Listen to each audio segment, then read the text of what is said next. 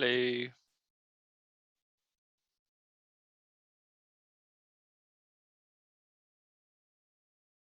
One, two, 1, 2, 3. 1, 2. Right.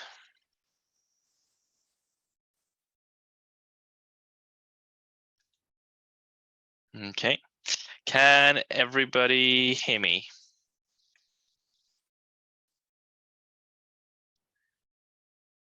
Okay. So chat. Okay. So I hope that this is all being recorded. Right. So yes, today I wanted to discuss a new topic. Sorry, we are incredibly busy sorting everyone into groups, and I wanted to post the new assignment today, but yeah, just didn't have the chance to do. It's going to be very similar to the one I've posted in the chat, so you can have a look.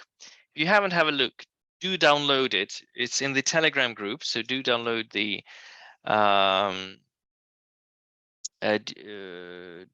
download the chat. Also, ooh, what I haven't done is I haven't posted this onto the new group. So apologies, just give me a moment.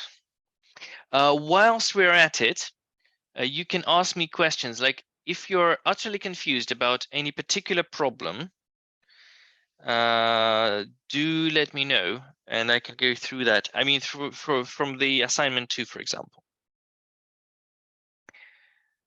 I just wanted to do something. Invite. So.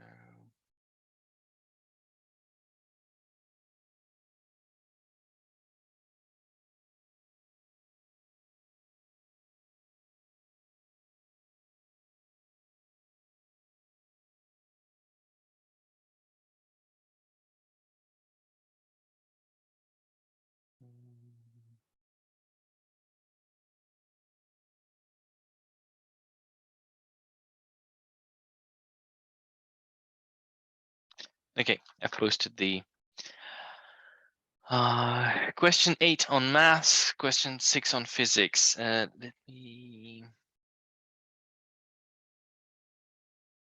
What's the best way to do it? Of course. Maths.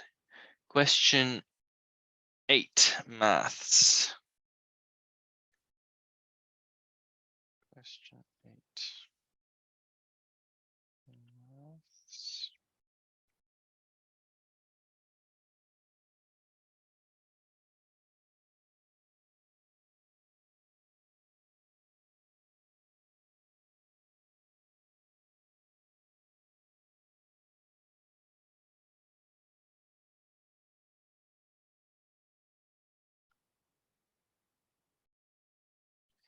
Right. So, okay. I won't go through quickly, but only these 3 problems, okay? Because otherwise we won't have any time to do the new stuff. Right. So questions.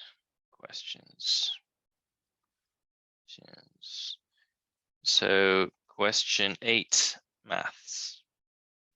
02. So you have y is equal to sine x minus square root of 3 cos x, and you need to express it as y equals r sine x minus alpha, and then plot. Okay, so how it works. So let's say I'm going to give you a different one. Okay, I'm going to do a similar one. Let's say you have y is equal to 2 sine x minus plus cos x. Okay. And you need to express it as y equals r multiplied by sine x plus alpha. So what is y equals, what is this? So if we expand this, it's going to be r sine x cos alpha plus r sine alpha cos x. And now we just compare the two. We compare the two. So we see that this is this, and this is this. So 2 sine x is equal to r sine x cos alpha. That means 2 equals r cos alpha. And on the other hand, cos x is equal to r sine alpha cos x. And so you cancel x, 1 equals r sine alpha. Then you square them. You square them, so it's going to be 4 equals r squared cos squared alpha. 1 squared equals r squared sine squared alpha. And then you add the two, and you will find, so you add them, and that gives you r is equal to square root of 5, and alpha is something. Okay, square root of 5, or doing square root of 5, r cos 2 square root of 5. Something like this. And then you get y, which is some sort of angle, which this is an angle. And then you have y is equal to square root of 5 multiplied by sine x plus alpha. And this is a transformation of sine. This is a transformation of sine. Transformation. It's a stretch. It's a stretch. Square root of 5 and shift and a translation. Sorry, translation. Alpha to the left. Right. Question 8 maths. Question 6 maths problem 16. Maths problem 16.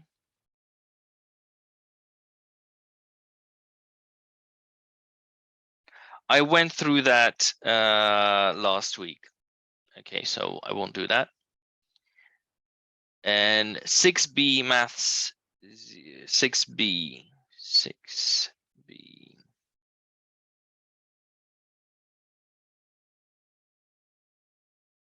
Tangent. Okay, 6B.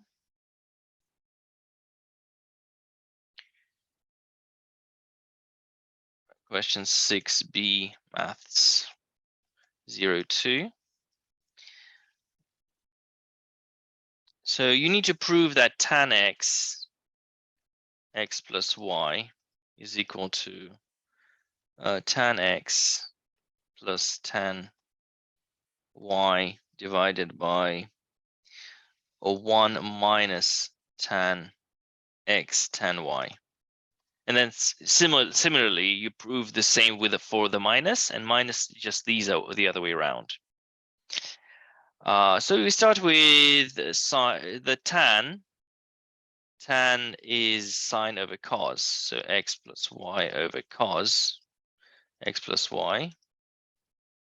And we write that sine x sine y. Oh, what? Sorry. Sine x cos y plus sine y cos x.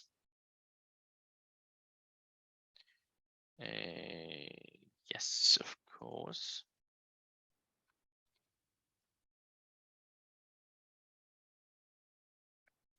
sine y cos x, and we have cos x cos y minus sine x sine y. And what we do,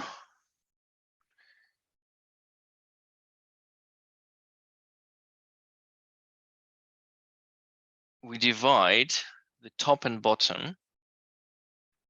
We divide the top and bottom by cos x cos y. And that gives us sine x cos y over cos x cos y plus sine y cos x cos y, and divide top and bottom. And I won't continue because otherwise I'll just give away the whole thing. And so it's quite straightforward. Yeah, it would be really good if you could also just briefly mention why you're allowed to divide top and bottom by that.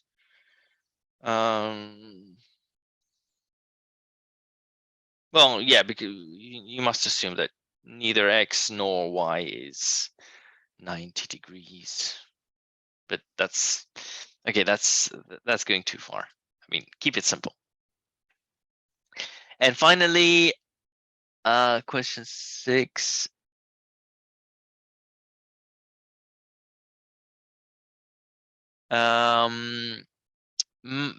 Question 6, physics. Okay, let me see. Physics. Instructions. Question 6, physics.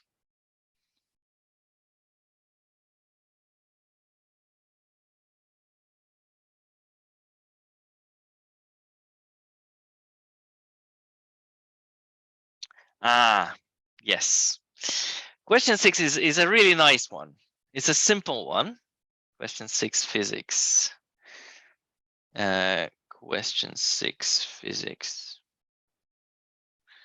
02.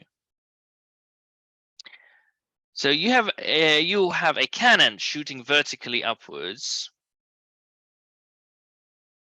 and you want the cannonball to reach the balloon, just to reach, not to hit the balloon, because it will have 0 velocity as it reaches the balloon. Right, and so this is, what is it? 2 meters. 2 meters. Yes, the length of the barrel is 2 meters, and this is, and this is 6 kilometers. Here, the ball is accelerating A1, and once it leaves, it decelerates. And what's the deceleration as the ball travels upwards?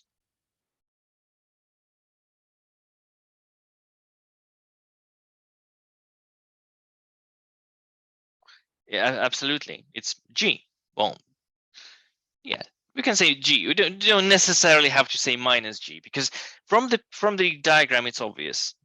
Yeah. So the question is to find this acceleration, right? Is that the question, as I remember it?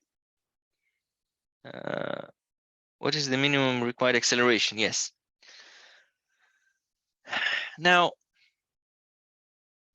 it seems quite complicated, and but then you need to realize one thing. In the barrel, gravity has no effect, because the acceleration is going to be really, really big. So acceleration is super big. That means ignore gravity in the barrel.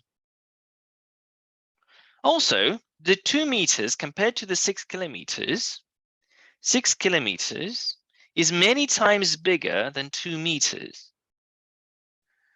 So when we consider the movement of the ball upwards, we completely ignore the length of the barrel because that's nothing. So ignore length of barrel. All right, so we have the accelerated motion here. So we have the final velocity, which we do not know. So what is the velocity we need to reach 6 kilometers? Well, that's simple. We use a suvat. Yes, suvat. We have the displacement is 6,000 meters. Initial velocity question mark. Final velocity 0. Yes, final velocity is 0. Acceleration is minus 10 for simplicity, minus 10. And t is, well, we don't know t, and we don't really need it.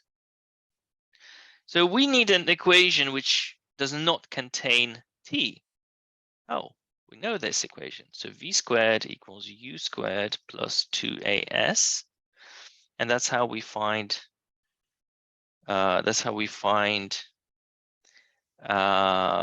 u. Find u, and a is, which is u squared minus 2gs. And now we consider the movement upwards, and we can use the same equation. Use same equation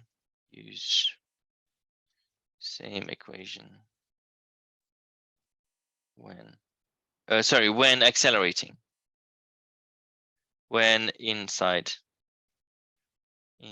barrel.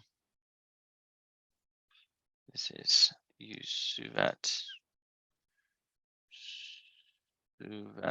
for the second part of the journey.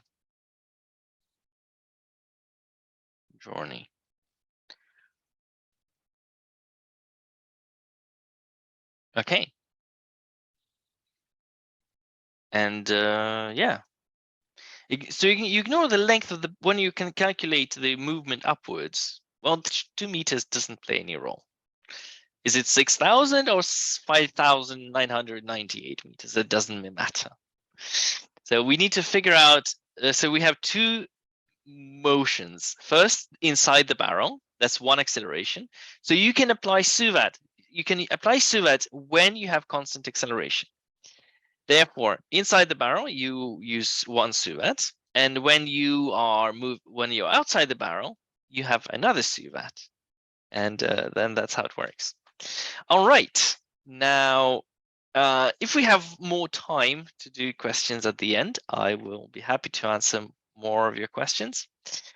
So far, let's go through Newton's laws. So there are 3 Newton's laws.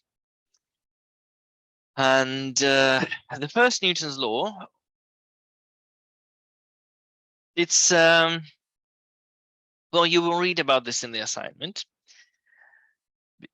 In school, you're taught that Newton's first law is that if the forces are balanced, there is no acceleration. And the second Newton's law says that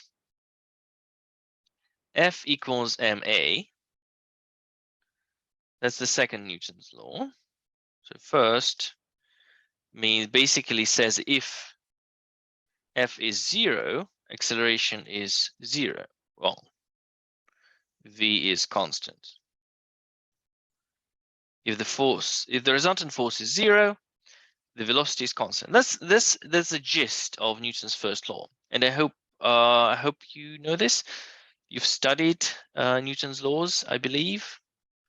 If you haven't studied Newton's laws in school, can you put a 1 in the 0 in the chat, please?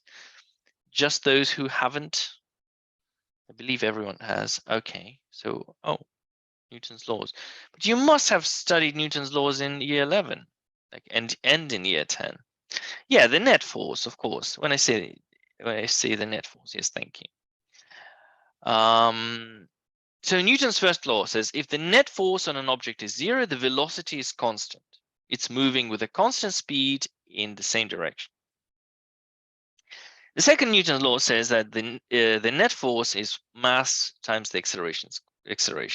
That's not the best way of doing it. I prefer A equals F net over m, which is more accurate because force causes acceleration, not the other way around. So force acceleration is caused by force, and that way F is in the independent variable and acceleration is. But then we come to a sort of a conundrum because, like, isn't the first law redundant?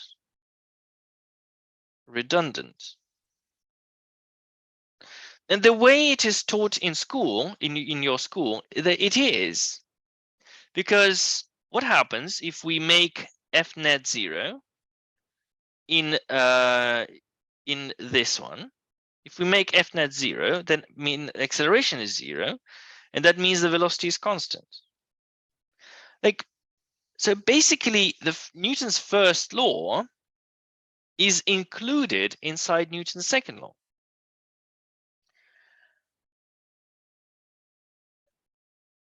And this is because they don't want you to know the truth, obviously, because Newton's first law is a bit more complicated than just that.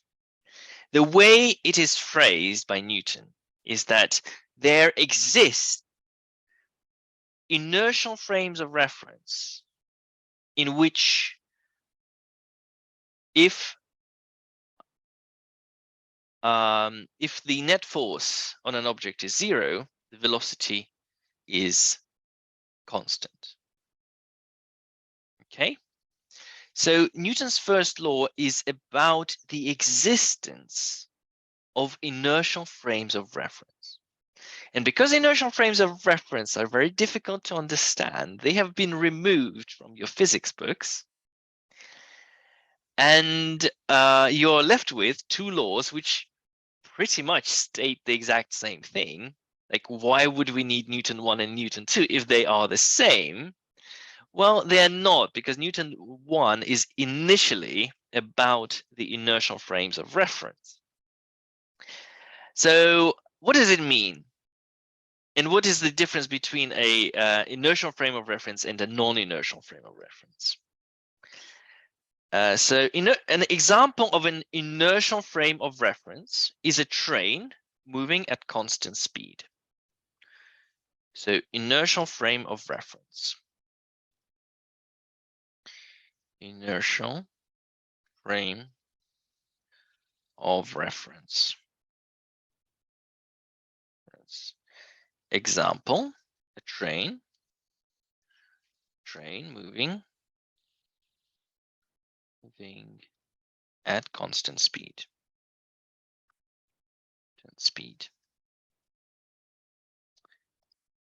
So if you have a tennis ball on the floor of that train and the net force is 0, the ball will not be moving. Not moving. Okay, makes perfect sense. I mean, it's a very obvious thing. So if you put a tennis ball on the floor of a train that is moving at constant speed, the ball will stay where it is. In your frame of reference, of course, because obviously the ball is moving with the train, but inside the train, you can say that the ball is stationary. Okay. Now, let's take a non-inertial frame of reference.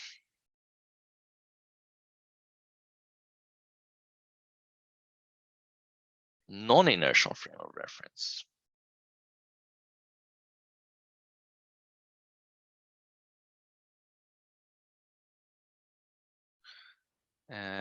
So let's say the train is going that way, direction. And a non-inertial frame of reference, train slowing down slowing down to stop.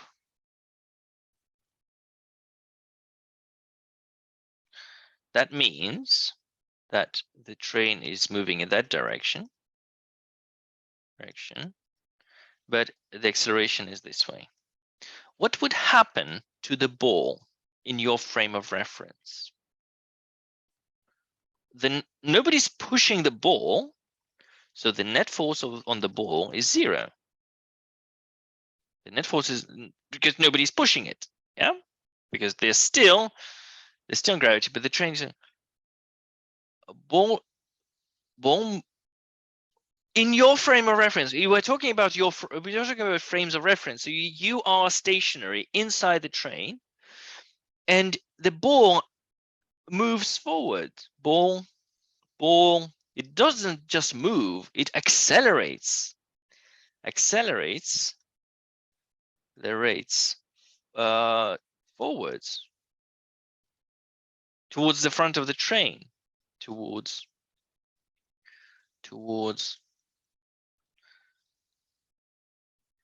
the front of the train.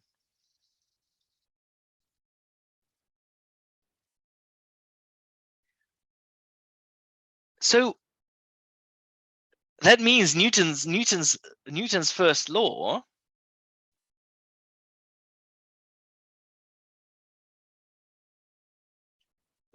Newton's first law does not work in a non-inertial frame of reference. Okay, Newton's laws don't work in non-inertial frames of reference. So suddenly the ball starts to accelerate because you are inside your frame of reference. The train is accelerating, but you see that there's nothing pushing the ball, and yet the ball is rolling. So Newton's first law, Newton 1, there exist inertial frames of reference in which if F is 0, V is constant. I'm simplifying. If F net is 0,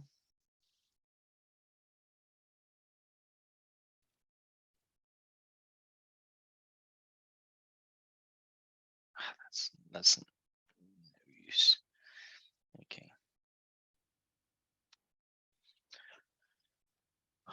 Would the ball just not decelerate with the train instead of accelerate? No. Relative to a stationary observer, so in reality, and reality, well, what is reality? Reality is your frame of reference. Okay, if you were standing on the ground and saw the train whooshing by, you would see that the train is slowing down, but the ball, so to me, train is slowing down. Train is slowing down. Slowing down. So if you're standing on the platform, you would see that the train is slowing down, but the ball traveling at constant speed. And that's why the ball is accelerating forward. It will move at a constant velocity until it's stopped by the end of the train, of course. Yeah, so to you, the ball is doing to the stationary observer, and because the stationary observer is inside an inertial frame of reference, this is an inertial frame of reference. He sees that the ball, there's no force on the ball, and the ball is traveling at constant speed. That makes perfect sense. To the person standing on the ground, there's no force on the ball, and the ball is traveling at constant speed, so constant velocity. But if you are inside the train, you are in a non-inertial frame of reference. There's no force on the ball, and the ball suddenly starts moving forward, which is completely baffling.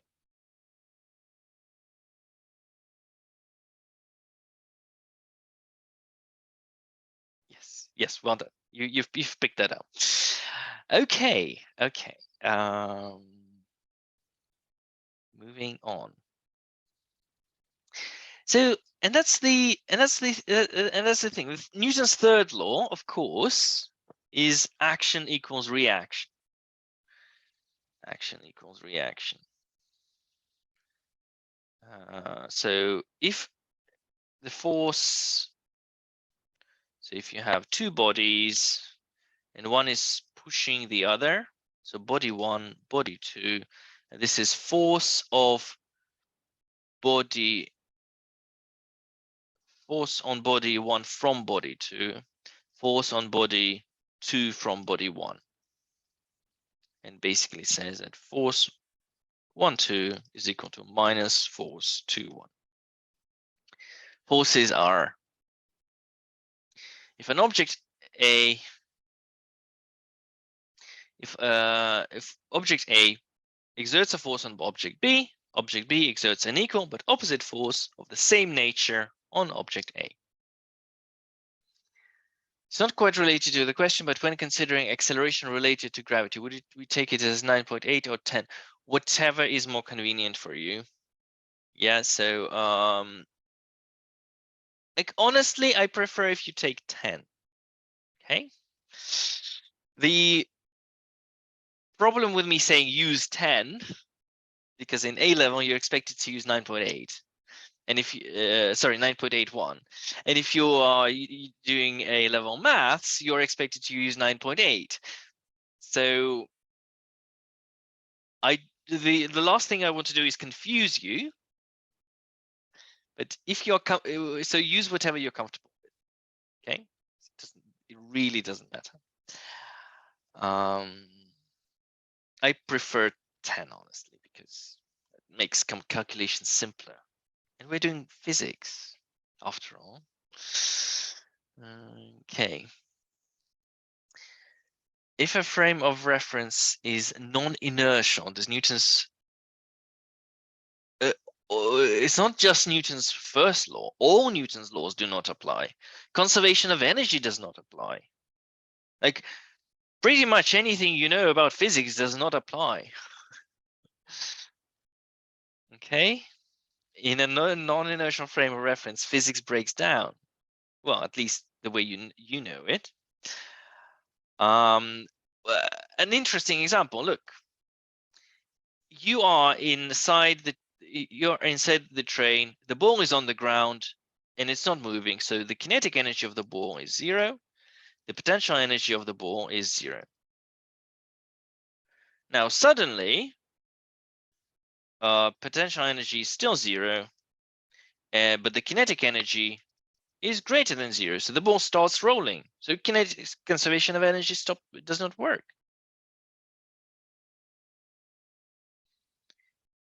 Okay.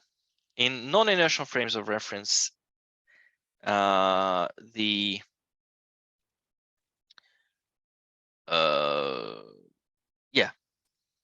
Newton's laws and conservation of energy stop working. Okay, what are the forces? What are the forces acting on a car when it is accelerating from standstill? Now, this is a very basic question. So obviously there is the weight of the car, which is typically the center of gravity is about here. So that's the weight of the car, mg. There's normal force. There's normal force here. And normal force here. So let's call this N1. Normal force here is going to be a little bit bigger because the engine is at the front of the car, typically, of course, if you're not talking about Porsche 911. So this is going to be bigger. Friction. Okay, all right, Samuel said friction. What is the direction of friction? Let's see if you can get this one right. It's a tricky question. So Samuel, question for you. What is the direction of friction?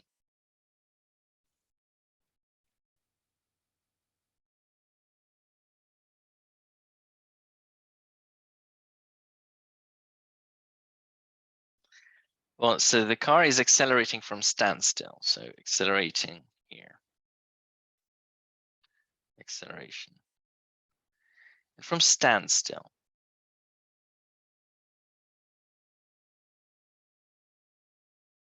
Okay. So the friction is left. You're saying the friction is left. So I assume you mean friction is in the tires. Okay, so there's a friction force here and friction force here. Question, what is causing the car to move forward? Ooh, Sam got it. I think that Sam's the first one to get it. Absolutely. The friction, of course, there is some tiny friction. I mean, honestly, if you ask your parents kindly to go to a supermarket, to an empty supermarket parking lot and put the car into neutral and just try pushing it, you will see that it's quite easy to push a car. Like I have a small car, and for example, at the petrol station, if I accidentally stop at the wrong pump, for example, there's a diesel pump and I need a petrol pump, I'm sometimes lazy. I don't want to get into the car. I just push it to the next pump, and it's actually very easy. It's not that hard. So even a heavy car can be pushed with relative ease. So when you're at standstill, this force is incredibly small. The friction force. So I would just ignore it completely because it's an unimportant force. The actual friction force is here. This is the friction force. Friction. And this is the exactly. And it's only at the front tire because most cars are front wheel drive. Of course, if it's a 4-wheel drive car, there's a force here. But 4-wheel drive cars are very uneconomical, so we don't normally use them. And especially with the prices on petrol, it's very inefficient to use. And even 4x4s, like modern 4x4s, you can switch between 2-wheel drive, like forward-wheel drive, and 4-wheel drive. So most of the time you just use forward-wheel drive or front-wheel drive. So, and the friction force is causing that acceleration. I know it's hard to believe, but the friction force causes the car to move forward. And of course, this is static friction. Static friction, because the wheel is stationary relative to the road. It's a gripping force. It's the same force that causes you to walk forward. And of course, there's a tiny rolling friction. So this is rolling friction and rolling friction, which we can ignore for now. Yes, Abhishek, very well. It is true.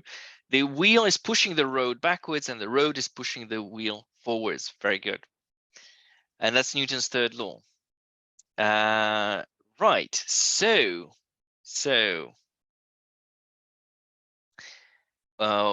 where are we at?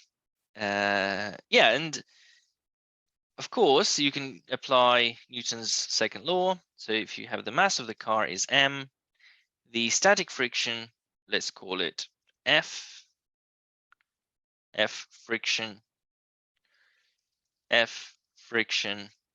minus rolling friction, let's call it rolling friction, divided by what? Acceleration. Sorry, acceleration is divided by mass of the car. So if we ignore rolling friction, we can say acceleration of the car is the friction of the car divided by m. And now, importantly, I think that's the next question. Yeah, that's the next question. But importantly, the maximum amount of friction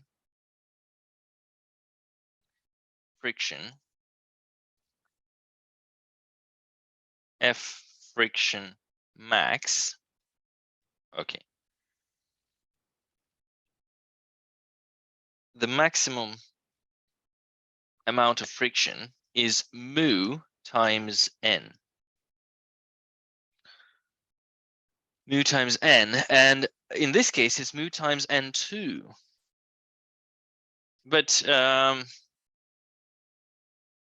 mu times n2.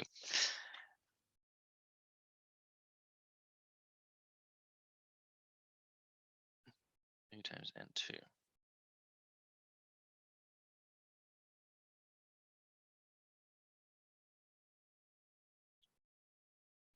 So, and the typical value for mu on a dry road would be, otherwise the car would accelerate into.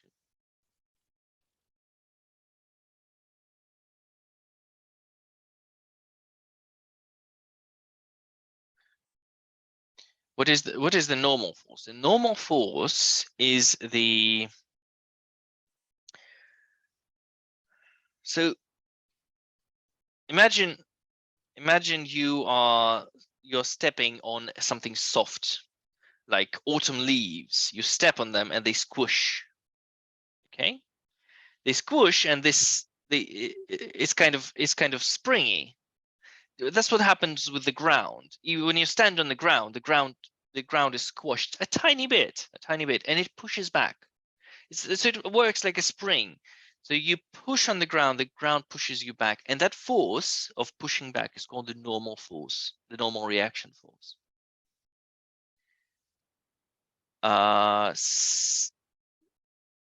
But the ground is not only pushing the car upwards, it is also pushing the car forwards.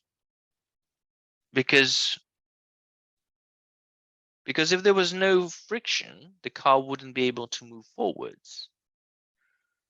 So the question, who's pushing the car forwards? Well, it's the road.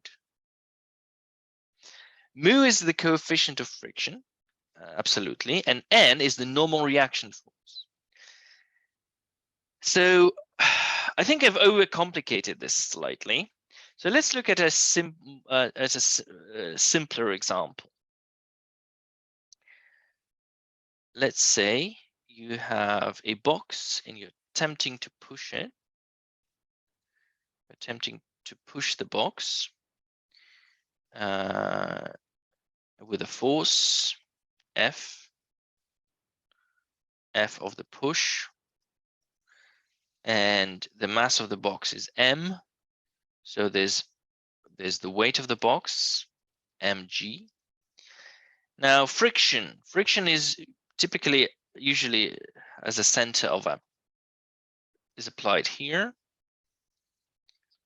and force of friction. And normal reaction is applied here, normal reaction force. So vertical forces. Vertically, the acceleration is 0. So mass acceleration is equal to normal reaction minus mg. and that's equal to 0. That's the vertical acceleration. And that means that n is equal to mg. The normal reaction is equal to mg, which makes perfect sense because it's not moving up or down. Horizontal, you have mass acceleration in the x direction is equal to the F push minus F friction. Okay. And in order for the box to stay still, if the box is still,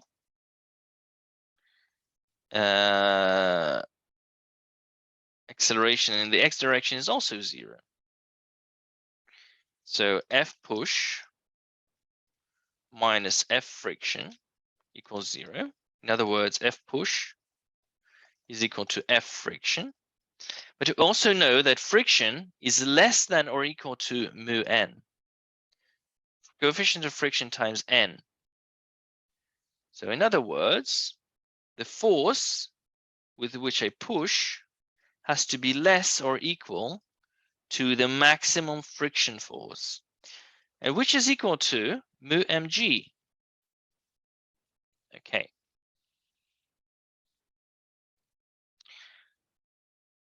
So let's say this is a 10 kilogram box, 10 kilogram box, and the mu is 0.6 and g is 10. G is 10.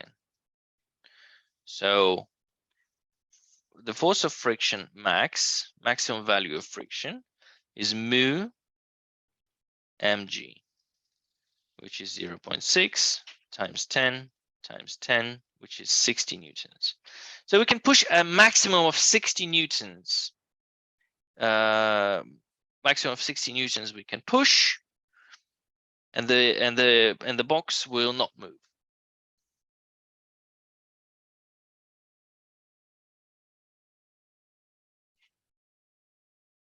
Mu coefficient is, yes, it depends on the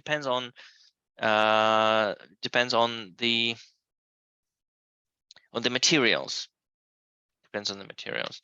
I think I can give you a demonstration, which you can also experiment on. So FET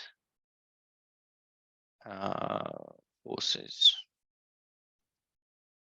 in motion.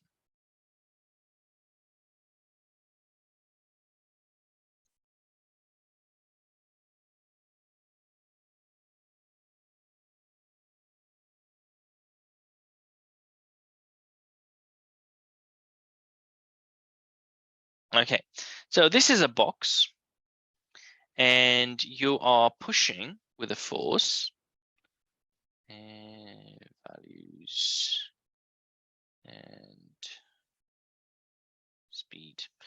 So you're pushing with force 50, and the friction is 50. You can increase the force to 56, and the friction increases to 56.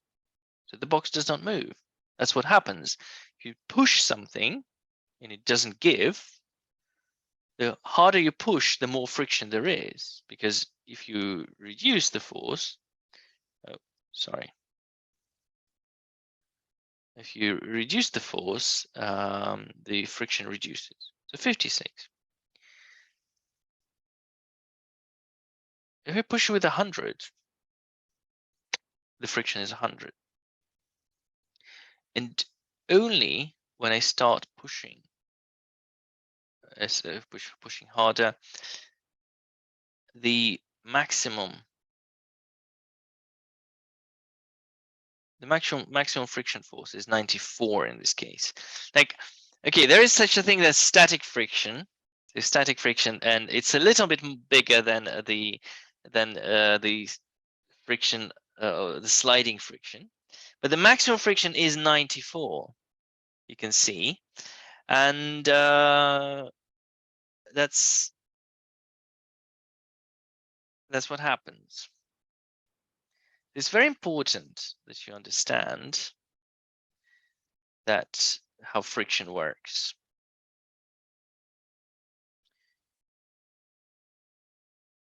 If you have,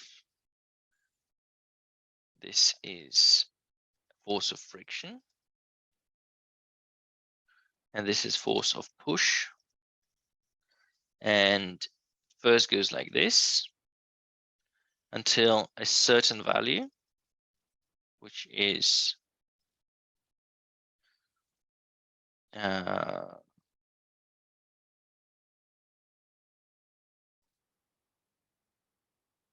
mu mg,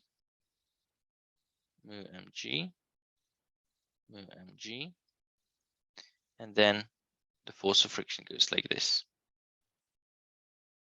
Sometimes ever so slightly drops down and then goes like this.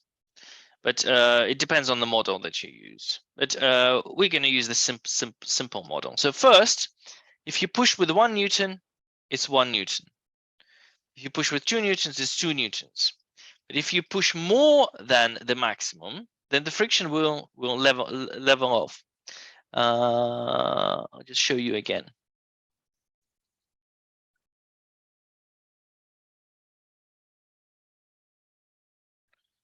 Okay, so let's take something heavier. Okay, we'll have two things. So I push with 50, the friction is 50. I push with 100, the friction is 100. I push with 150, the friction is 150. 200 and 200. 250, 250.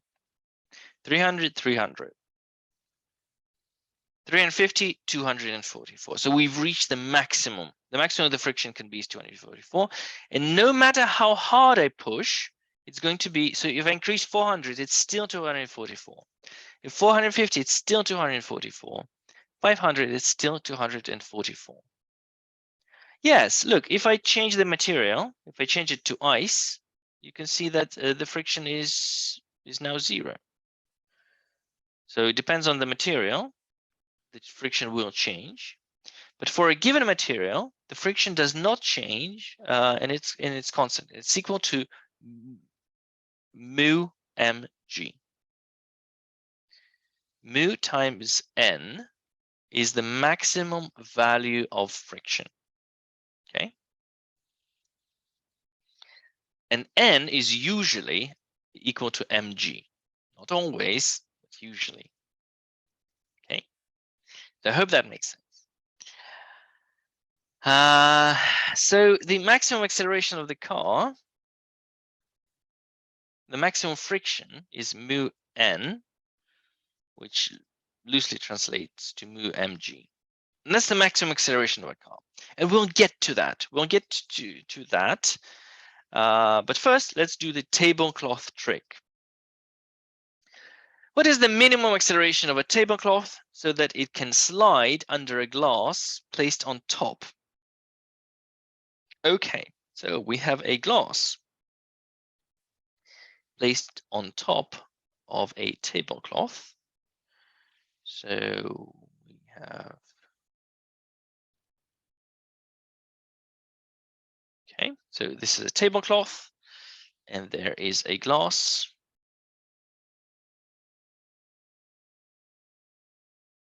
And the task is to quickly pull the tablecloth so that the glass remains on the table.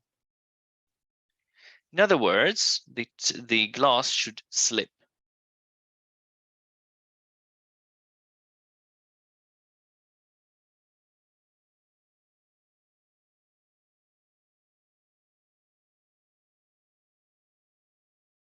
I'd say static friction is directly proportional to the normal force. Yes, not the other way around, but yeah. Okay, so this is the acceleration that you pull of the tablecloth, and basically, if you accelerate slowly, the glass will slide with the table. Yeah, so if you put your glass on your here, if you put the glass on the table and you move slowly, it will move with it. But if you pull really quickly, it will slide off. Okay. So what happens here? Well, we need the forces acting on the glass. Forces acting on the glass. So there is the normal reaction force. Normal reaction force. There is the gravity, mg. And there's the friction force. What is the direction of friction on the glass?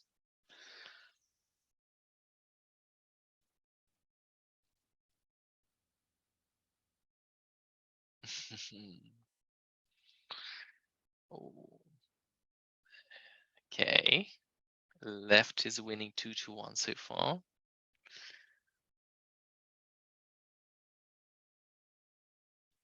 Same in the direction of the blanket. Yes, because there's friction between the blanket is attempting to push.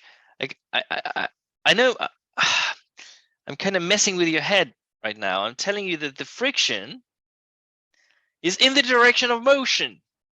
And you have been taught over and over that friction is opposite to the direction of motion. Friction is opposite to the direction of motion. No, it is not. Not necessarily.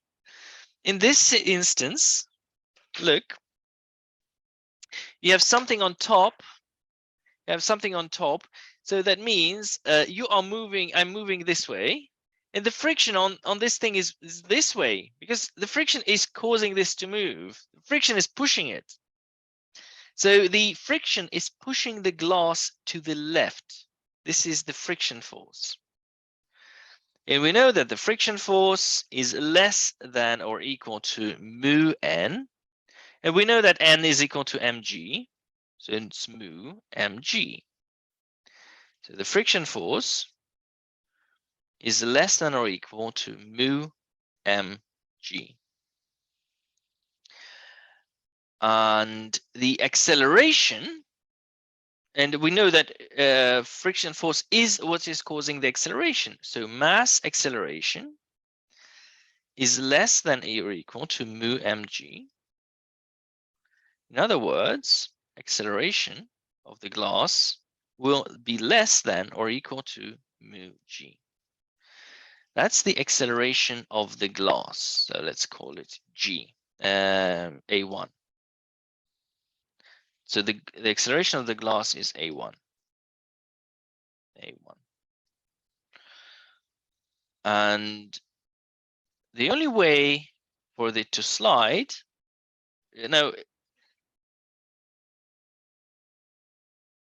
if acceleration is equal to a1, if these two accelerations are the same, they move together. They move together. And if acceleration is greater than a1, the glass slides off.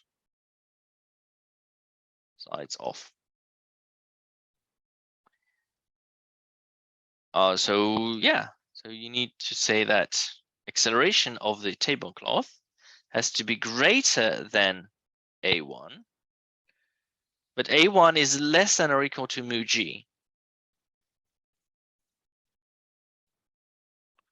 So basically, acceleration has to be greater than mu g.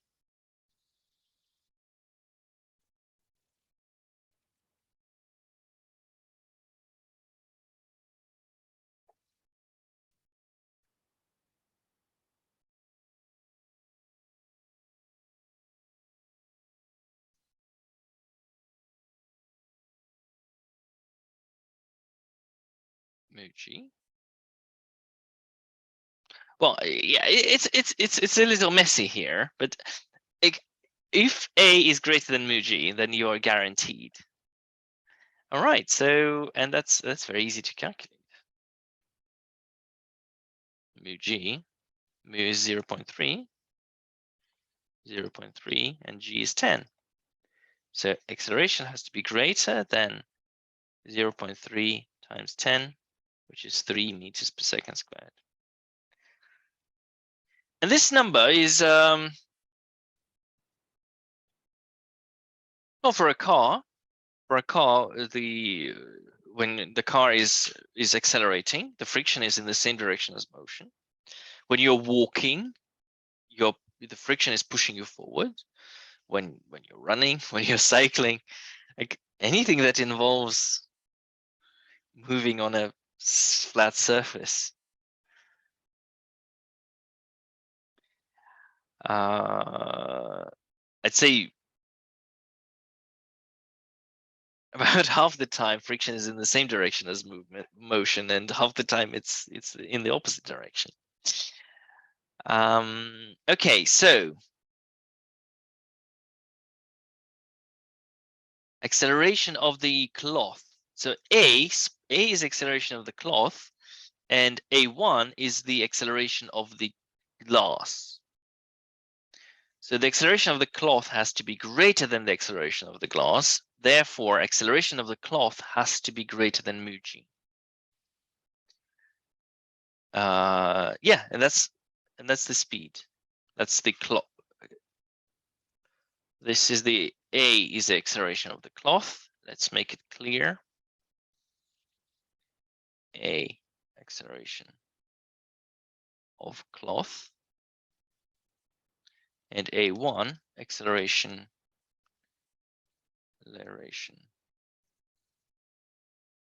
of glass.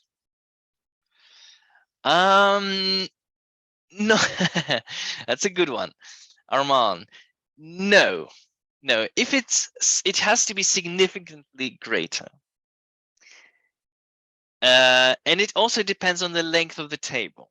So imagine you're pulling just enough for the glass to slide. So the glass will start moving, it will start accelerating. And if there's not enough time to pull so what happens first?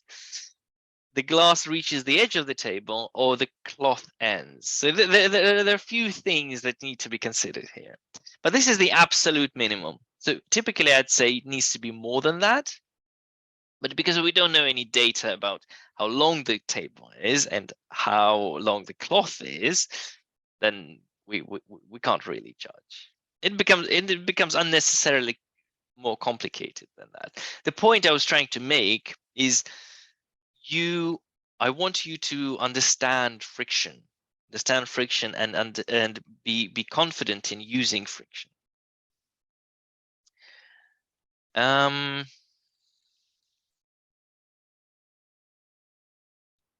Oh, where's the question? Where's the question about the car? Wait a second. What happened to it? 6, 7.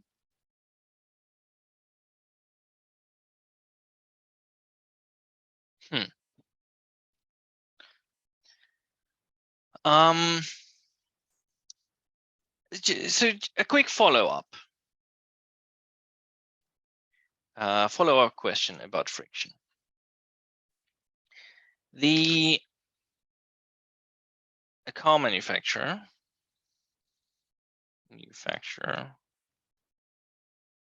claims that the car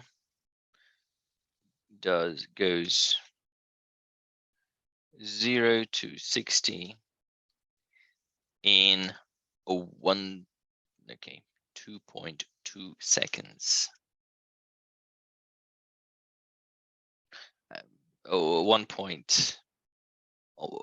Something ridiculous, 1.8 seconds. And yeah, I think fastest production car 0 to 60. Fastest car 0 to 60.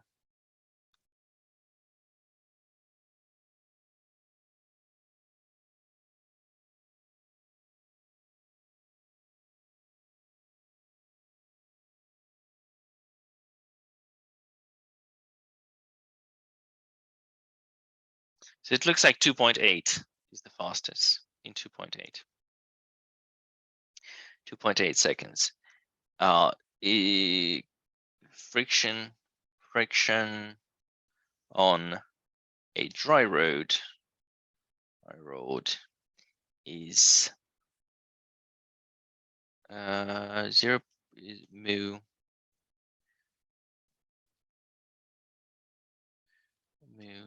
is 0.7. Is the claim justified? Justified. So let's have a look. So we have a car. So it's a very nice sporty car. Has a and well, we know that what causes the car to move forwards, 2.4. Okay, Ahmed says 2.4. Let's go with 2.4. 2.4. Is the claim justified? So what we have just discussed is that the car accelerates because there's friction. Okay, car accelerates because there's friction, and friction is less than mu n, so, which is equal to mu mg.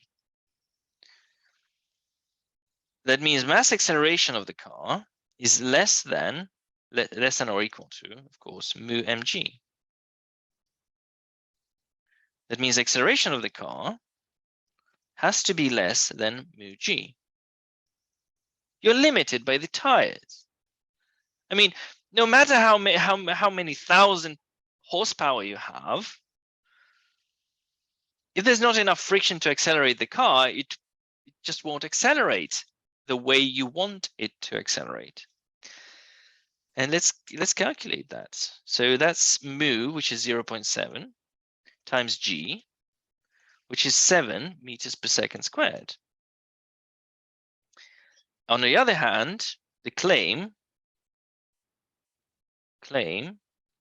is 0 to 60. So 60 miles per hour, that's what? 60 miles per hour.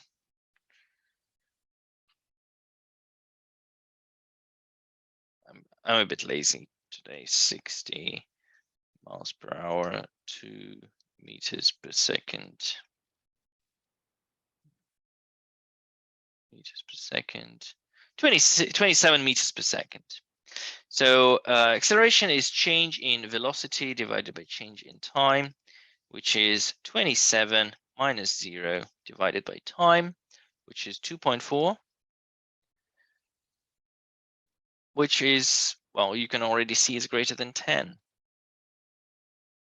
27 divided by 2.4, 11.25.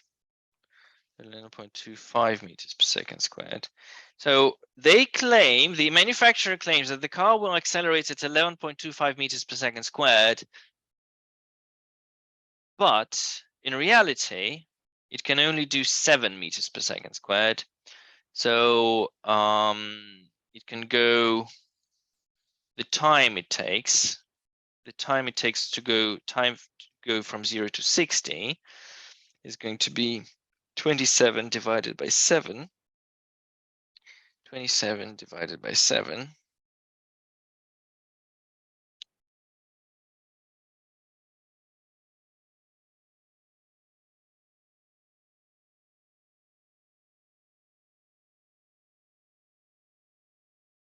.8, well, 3.9. 3.9 seconds. 0 to 60. 3.9. So a car, this is a real number. This is the real number, and this is the claim. And you can see that the claim is significantly faster than reality. So how do they get this number? Well, they test the car in perfect conditions. On a warm day, where the tires are warm, on a racetrack, they rub the tires with sandpaper. I don't know what they do, but they make the friction significantly bigger than it normally is, and the car does 0 to 60 in 2.4 seconds. But on a road, like, have you seen British roads? They don't look like racetracks. There's bumps and dips and everything, and it's usually wet. You can never go on a normal road unless you're, and even if you're falling off a cliff, even if you're falling off a cliff, you get to do 9.8 meters per second squared, not 11.25. Basically, they claim that the car will accelerate faster than falling off a cliff, which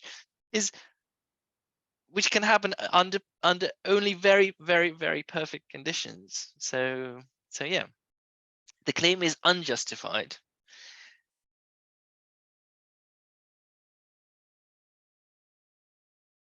No, 7 meters per second squared is fast for a car.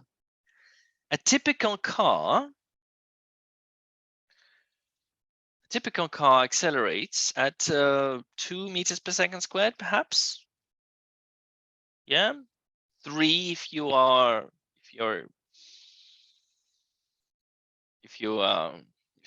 go fast. And then, of course, it depends on the power. But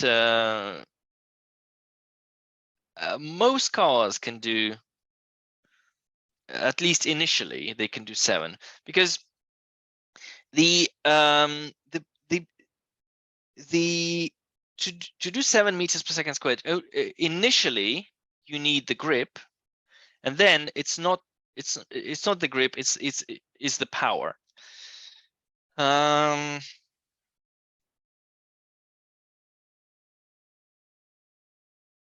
Basically, the power required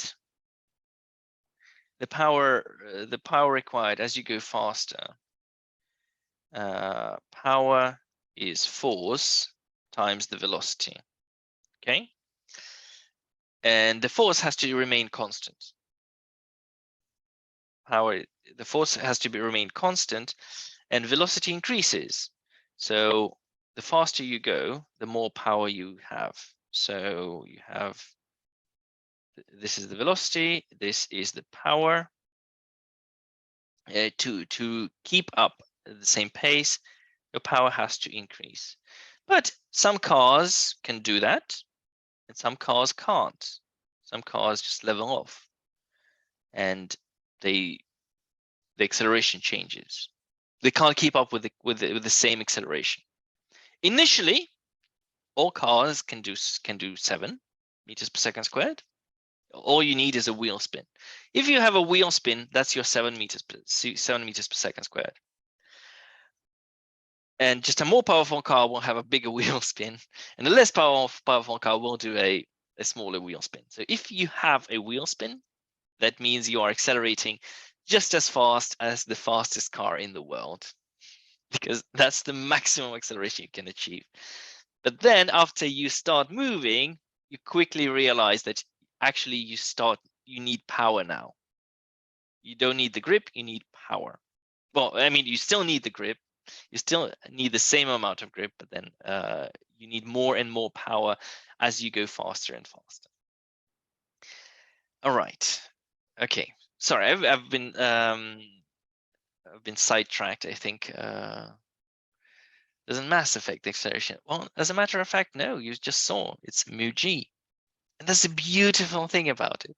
It's so simple and elegant. The maximum acceleration a car can achieve is μg. Okay. We only have 15 minutes left. And, well, we definitely won't be able to do 6, 7, and 8. Okay, well, I'll continue next week, but I'll do problem 4. And I will talk about a quick experiment how to find mu. Okay. So let's talk about problem 4. So we have 3 masses, and they are on an inclined plane. No, 2 of them are on an inclined plane. You need to find the acceleration of each mass and the tension in each string. So the trick to doing these questions is drawing the masses separately. I'm going to start with M3. And there is the M3G. There is tension. Let's call it T1. This is the first rope, and this is the second rope. This is T1, and this is T2. Then we draw the second mass, M2, and draw the forces acting on it. And we have T1 pulling this way. We have T2 pulling this way. We have M2G pulling down. And we have the normal reaction force, which is perpendicular, normal, let's call it normal to N2. And finally, we draw the third mass, the first mass, M1. So M1G, M1G, N1, and T2, tension 2. The rope is pulling that way. Okay, that might look scary at first, but then you realize that to do this, to resolve the forces, you need to resolve the forces in the x direction and in the y direction. So here it's obvious how to do, but here it's less obvious. So what you do is you put the x-axis along the slope, x-axis along the slope, and the y-axis perpendicular to the slope. Y-axis is perpendicular to the slope. And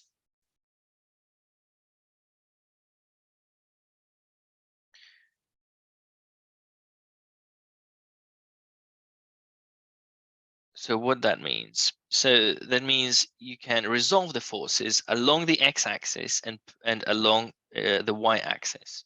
So M2G you split into components.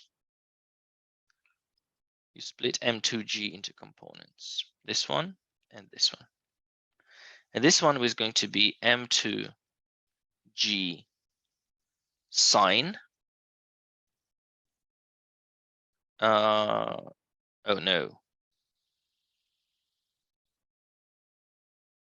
Cos. M2G cos theta, in this case 30 degrees. And this is M2G sine theta. And the same here.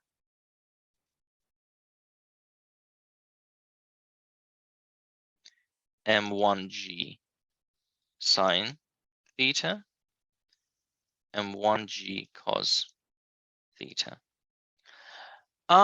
Intuitively, do you think mass M3 will move up or down? Intuitively, what do you think?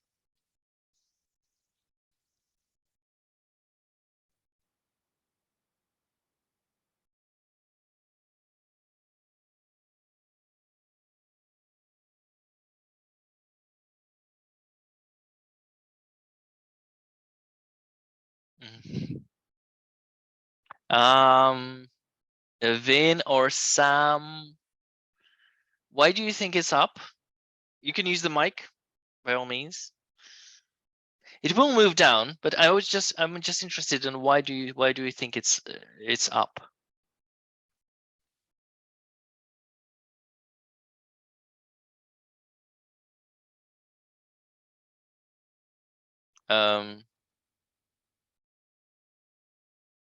Can you say?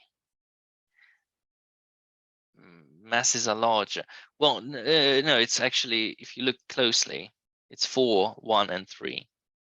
So M3 is the largest mass. So that's 4 kilograms.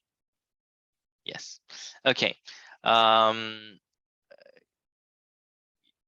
yeah, it's acceleration down.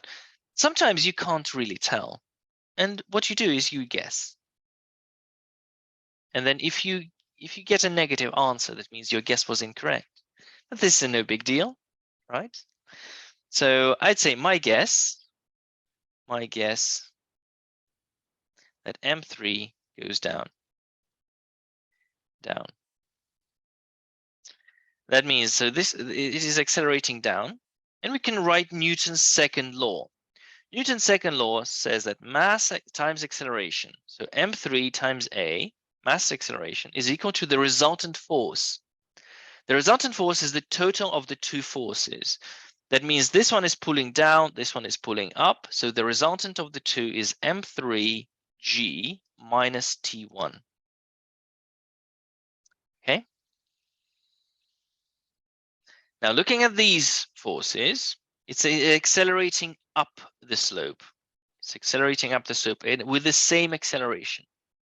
So mass acceleration, M2A, is equal to the forces up the slope, so T1, minus forces down the slope. And there are two forces down the slope, which is T2 and M2G sine theta. Finally, for this one, we have mass 1 acceleration. So it's accelerating up the slope, is equal to T2 minus M1G sine theta. And now this is where I draw the line and I say the physics has finished. We've done the physics. We have maths now. So what do we not know? We do not know T1, we do not know T2, and we don't know A. We have three unknowns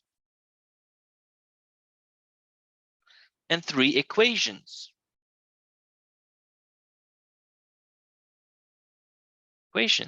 Ta-da! Ta-da!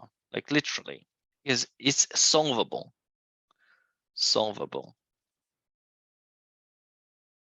Yeah, it's a smooth slope. The next question is about it's a non-smooth slope. So we'll talk about that next week because we're running out of time. That means it's solvable, and all you need is just wiggle around with the numbers. So M3 is 4, so 4A equals M3, which is 4G minus T1. 4D is 40. Okay, we'll keep it simple, 10. M2 is what? M2 is 1. So 1A is equal to T2 minus T1 minus T2 minus M2, which is 1 kilogram, 1 times 10 times sine theta. Sine theta is sine 30 is a half, so 0.5. And M1 is 3A equals T2 minus M1, which is 330 times sine times 0.5. So you can see that you have three equations and three unknowns, so you can solve it. And that's how physics is done. You do your thing until you get through the same number of questions, equations and unknowns, and then you can solve it. So look out for that. Like every time you do a problem, I have two equations, two unknowns. Yeah, I can do it. And now experiment, which you can all do at home, and I urge you to get to do it. Experiment.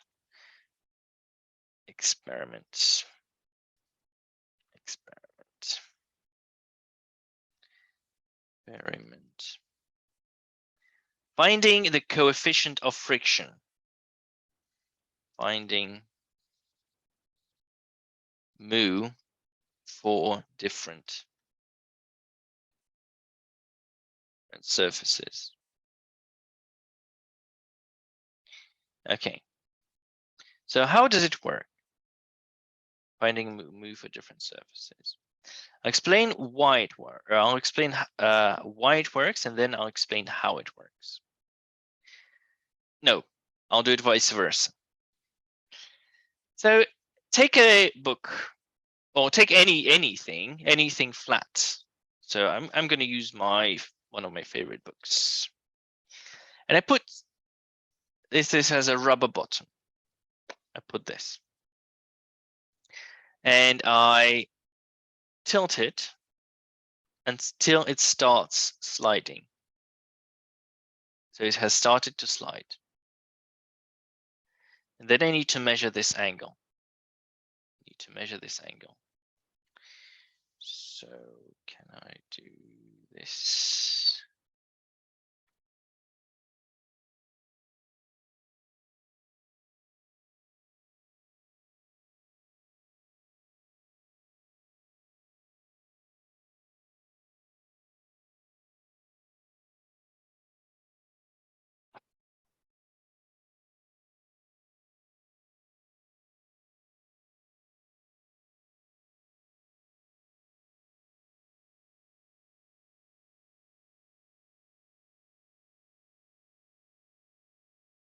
Okay.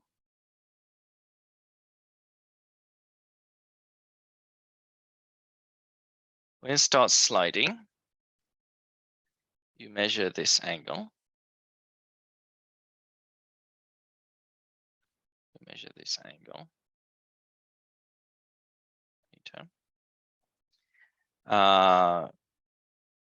Theta angle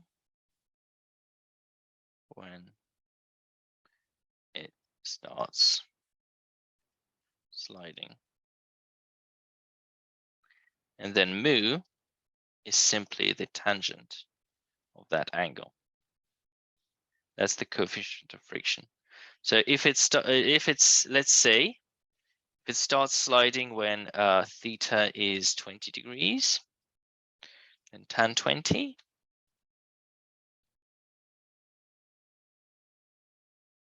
tan 20.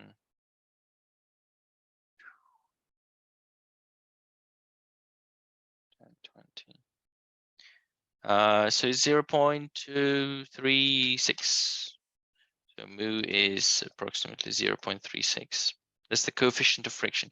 This is a nice way to understand what it is.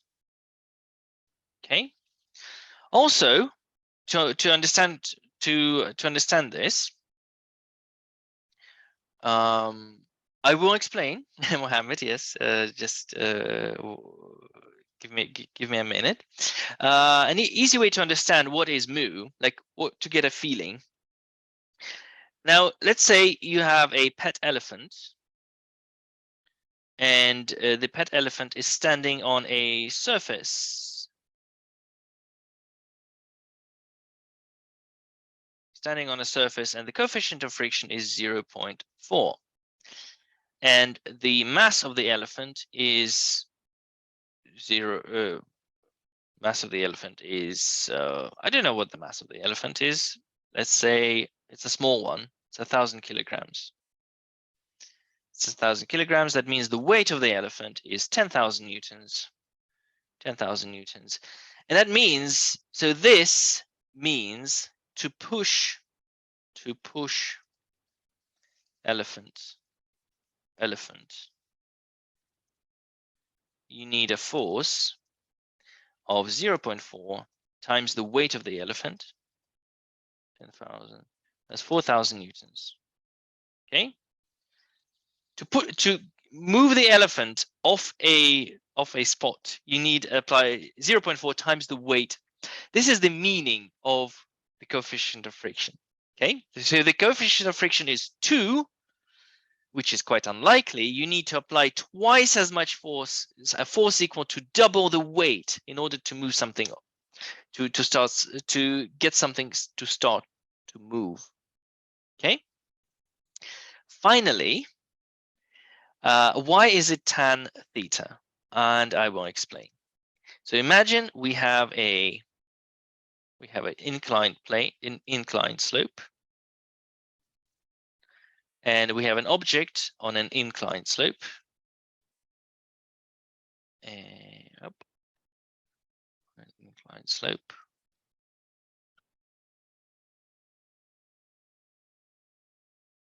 This is mg. This is the normal reaction force. And this is the friction force. Friction force. Now we resolve the forces along the slope and perpendicular to the slope, as we normally do. So perpendicular to the slope and along the slope. This is mg cos theta. This angle is theta. And this is mg sine theta. Mg sine theta. And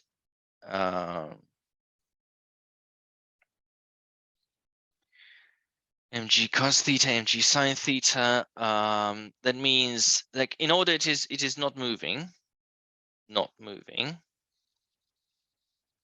and that means that n is equal to mg cos theta, because the vertical forces, the vertical forces in the y direction, and that force friction is equal to mg sine theta.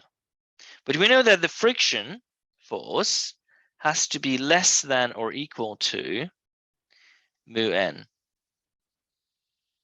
which is mg sine theta has to be less than or equal to mu mg cos theta. Mg cancels, and we have mu is greater or equal to sine theta divided by cos theta, which is tan theta. So does not slide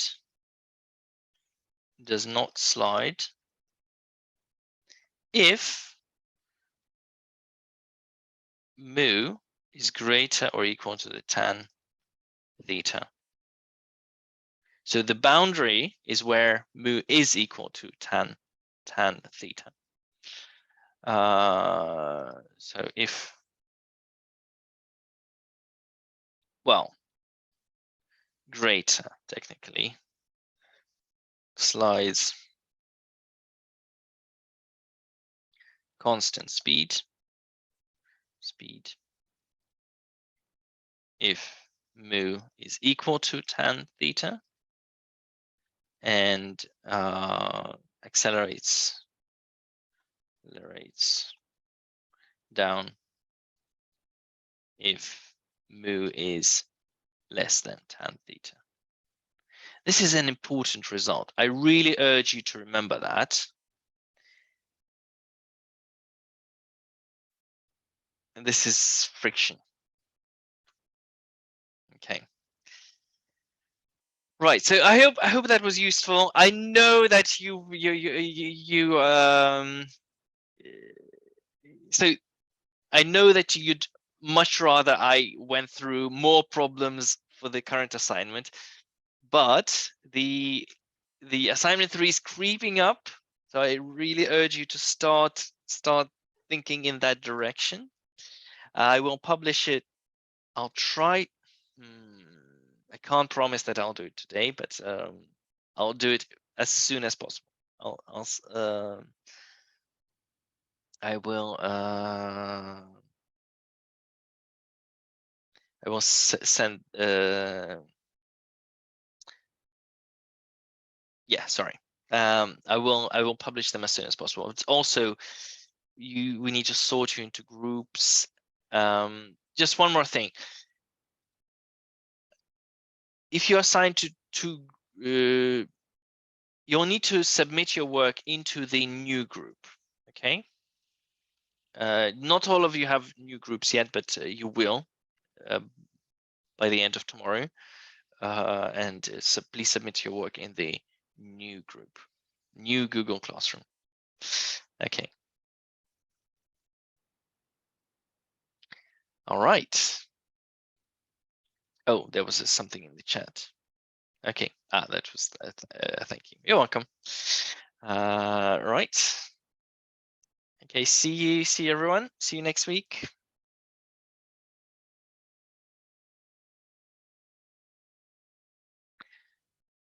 You should receive contact from your tutor this week, and they will ask you which day of the week you can do.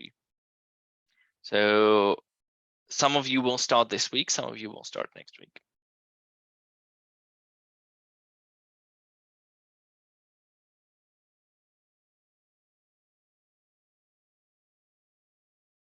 Okay. If we already submitted to assignment 2, I will ask the tutors to ask you to submit to the tutor, yes, so that we have it all in one place. Otherwise, it'll get complicated.